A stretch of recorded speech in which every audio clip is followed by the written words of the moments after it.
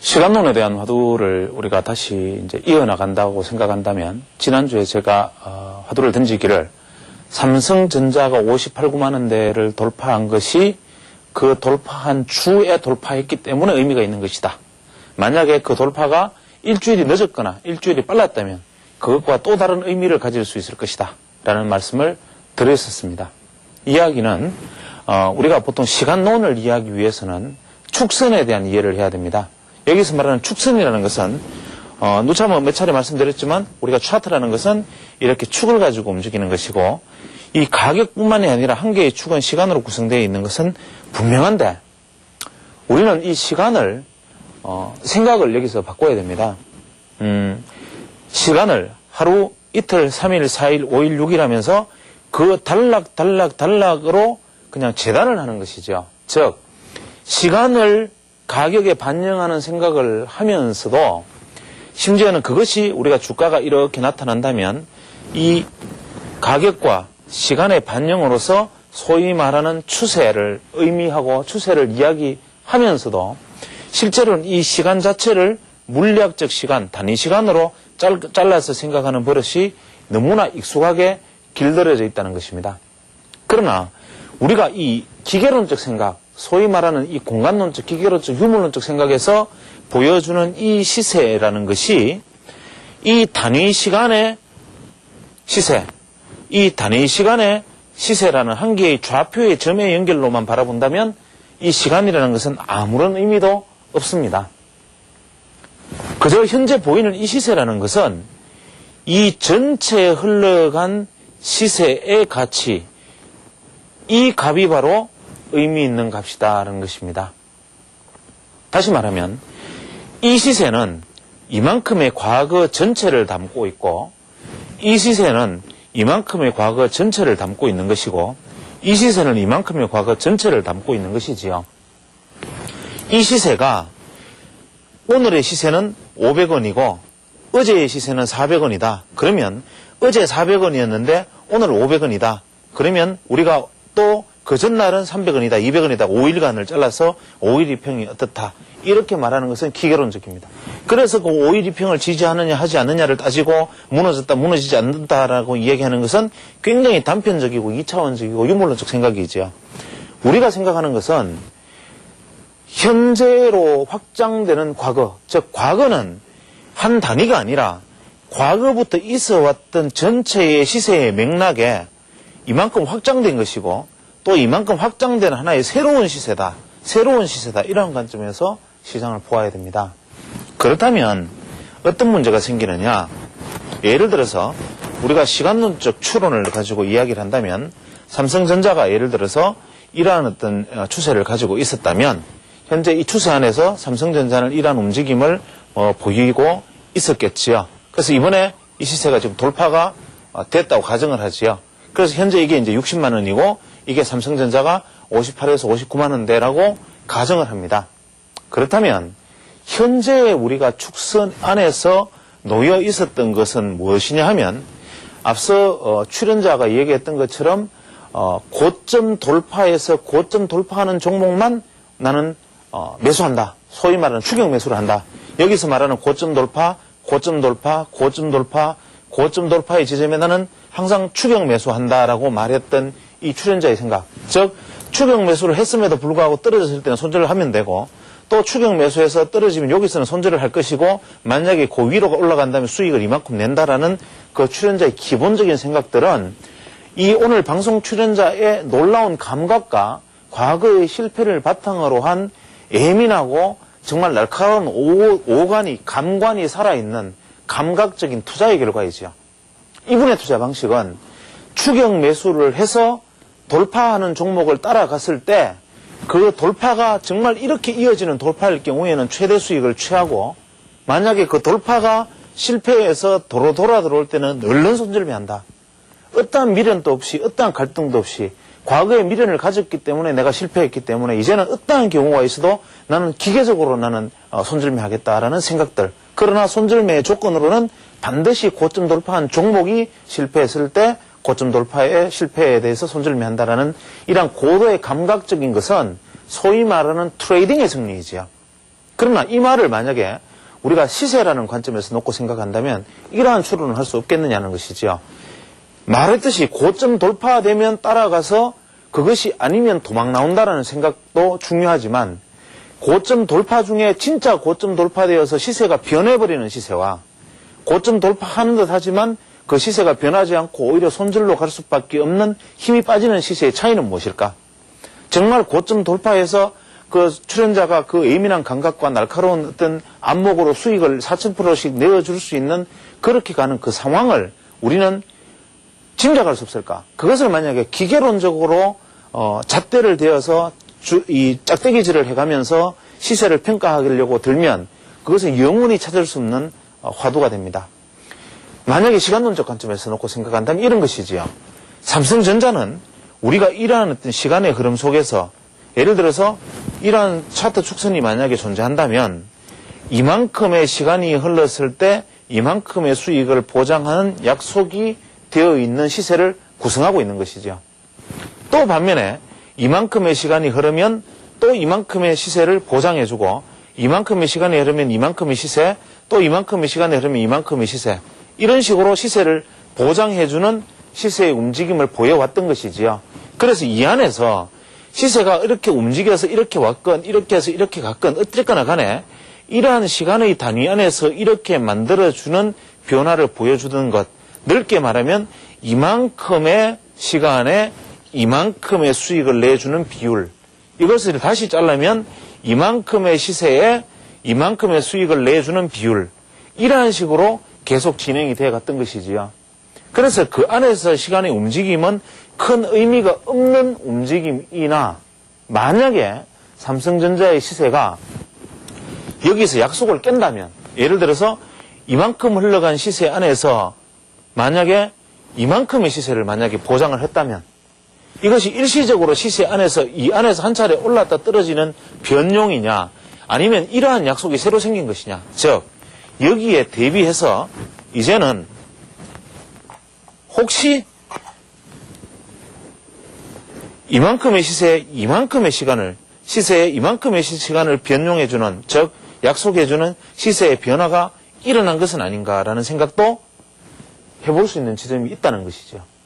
여기서 일시적으로 이렇게 가서 원위치로 돌아가는 모습, 이것은 결국 이 시세와 이 시세가 가는 것인데 이것이 아니고 이렇게 와서 어떤 식으로든지 더 많은 수익을 내주고 또 올라가 버리는, 즉 추세가 이렇게 가면 이렇게 오는 것이 아니라 이런 식으로 올라가든 이렇게 와서 이렇게 올라가든 시세의 축선이 달라져 버리는 것, 이것은 바로 이 시간에 따른 가격 논리의 약속을 바꾸어 준 것이니까 쉽게 말하면 그것은 파동의 본질이 달라졌다는 것이죠. 즉 이렇게 긴 구간의 한 개의 파동의 시세를 변화시켜 줬다는 것인데 이 파동의 변화는 우리가 논리적 구조, 기계적 구조로 보통 말해주고 있는 구조, 예를 들면 엘리어트 파동이론에서 피보나치를 차용했을 때 엘리어트가 한 이야기는 아니지만 우리가 피보나치의 비를 가지고 차용해서 시세를 이야기할 때 이렇게 얘기를 합니다. 너무 전문적인 내용이기 때문에 일반 시청자 여러분에게는 좀 송구스러운 느낌입니다. 그러나 일단 이렇게 화두를 던지고 기회를 잡아서 다시 아주 쉽게 새로 풀어가겠습니다. 시세가 이렇게 가면 우리가 피보나치 아크라는 것이 있지요. 혹은 피보나치의 아크, 즉 피보나치의 호라는 것이 있습니다. 또 혹은 피보나치의 채널이라는 것이 존재하고, 여기서 말하는 피보나치 아크라는 것은 이 점을 중심으로 이 파이 비율이 꼬박이 몇이 되느냐에 따라서 계속 이렇게 원을 그리는 것이요. 그래서 이렇게 원을 그려나가면 비율별로 원을 그리고 이 비율에 따라서 시세가 조정받으면서 이것이 나아가면 새로운 파동이다. 이 파동과 이 파동과 이 파동은 틀린 파동이고 한 개, 두 개의 새로운 파동이 끝나면 하락 파동에서 존재하는 지지 파동이 나타날 것이고, 이러한 논리를 가지고 있는 것이 피보나치 아크입니다. 여기서 말하는 피보나치 호.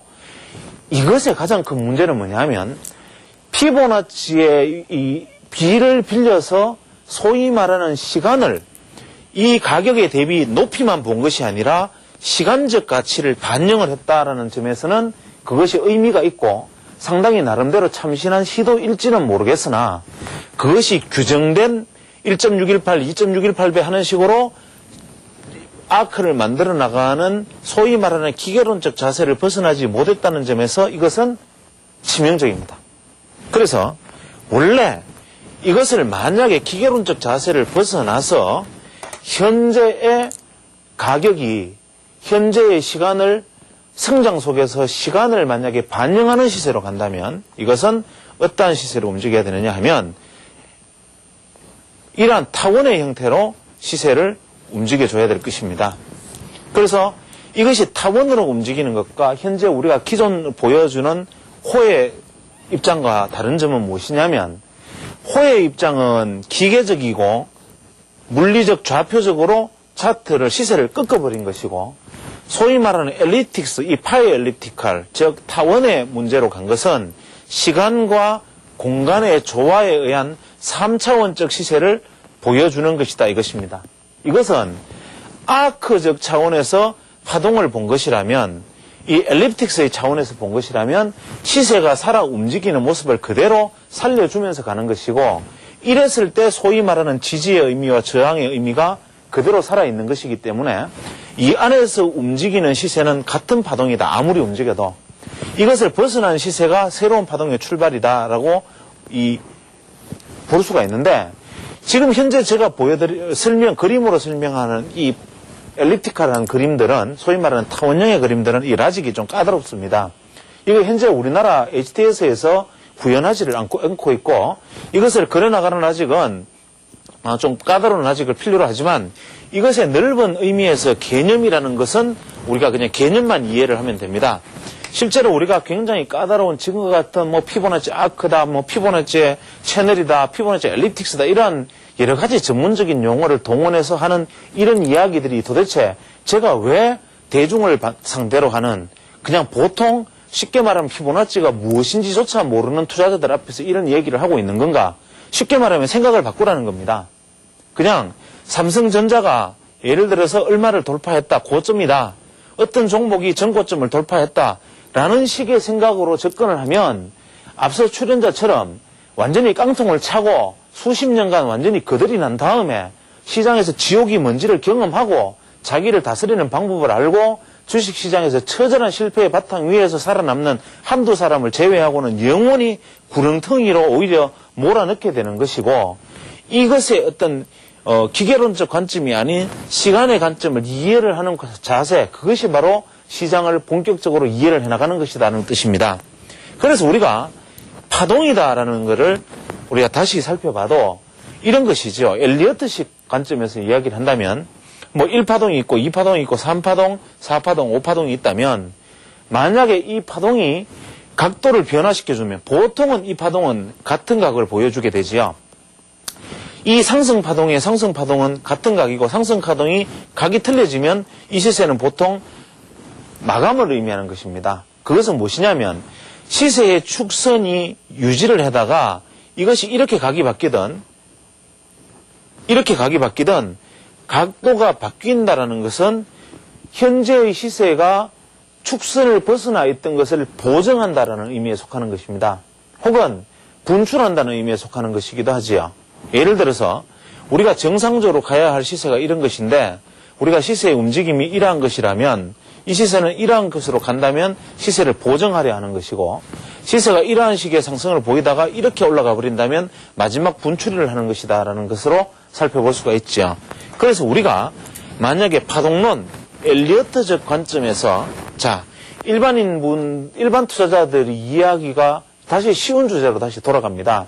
우리가 그냥 보통 주식이라는 것은 엘리어트 따위의 말을 그냥 빌리지도 말고 그냥 주식이라는 것은 어떻게 생겨 먹었든 그저 파도 치듯이 이렇게 흘러가든 혹은 이렇게 흘러가든 주식이라는 것은 나름대로 파동을 가지고 있는 것이다.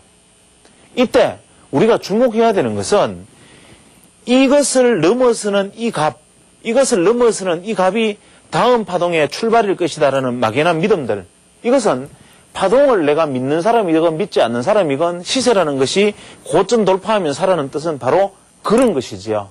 즉 우리가 고점 돌파, 전고점 돌파할 때 매수를 하라는 뜻은 무엇이냐면 기본적으로 파동이 있다면 그 파동을 넘어서는 파동이 나타날 때 그것은 새로운 파동의 가능성이 높기 때문입니다. 다만 새로운 파동은 새로운 파동이나 이미 진행된 파동의 마무리 파동이었다면 그 다음부터는 떨어질 일이 훨씬 많은 것이고 이랬을 경우에는 손절을 하자는 전제에 속해 있는 것이지요. 또 만약에 이렇게 해서 돌파하는 것을 이게 매수를 했는데 진짜 본격적 상승의 출발이었다면 엄청난 수익을 내줄 수 있기 때문에 이러한 파동을 본능적으로 캐치해서 간다면 큰 수익을 내고 여기서 혹시 돌파했을 때 샀다면 떨어지는 것이다. 그래서 아까 출연자가 말씀했다시피 올라서 실제로 상승해서 조정을 보였을 때 대부분의 개인들은 여기에서 손절을 하는데 이것이 알고 보면 눌림목이었을 때 어떻게 하느냐라는 얘기와 논리는 바로 이런 것이지요. 그래서 우리가 보통 투자 행위를 행할 때 고점 돌파가 굉장히 중요하다라고 말할 때 이 고점 돌파의 의미라는 것이 시간론과 결부지어서 다시 생각해 보면 이런 것이지요. 파동이 이렇게 상승을 해서 자 이런 파동을 보이면서 상승하는 종목이 A라는 종목이 존재를 하고 또 이런 식으로 상승을 해서 상승하는 종목이 A라는 종목, B라는 종목이 있다고 가정을 하지요. 우리가 가정을 한다면 여기서 고점 돌파와 여기서 고점 돌파의 차이는 어떤 의미가 있느냐면 여기서 고점 돌파라는 것은 이 전체 축선 대비 이것이 하락 마인드 없이도 최소한 올라가야 할 여력이 이만큼은 무조건 남아있는 반영을 의미하는 것이고 만약에 여기서 이렇게 올라간 것은 이것이 만약에 고점이라면 이만큼 하락 반영의 가능성이 높아지는 이만큼 하락 반영의 가능성이 높아지는 의미를 가지고 있는 것이지요.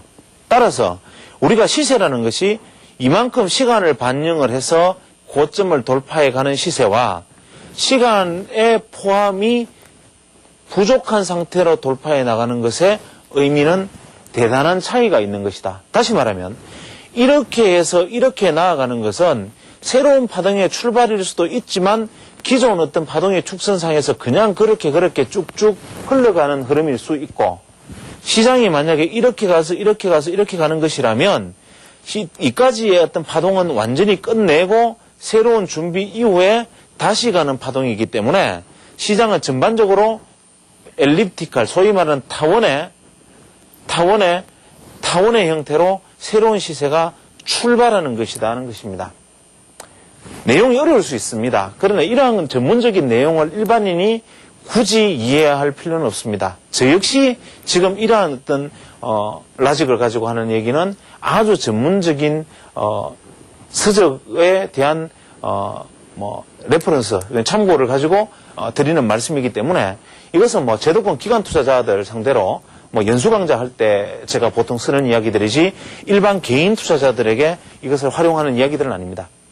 여기서 개인 투자자들에게 제가 굳이 알아듣지도 못할 이야기들을 계속 쏟아붓는 이야기는 무엇이냐면 10번, 20번을 강조하지만 차트를 볼 때 그것이 보여지는 좌표값, 시세의 높낮이, 고점과 저점, 고점 돌파, 눌림목 이런 식의 마인드를 버려야 된다는 겁니다.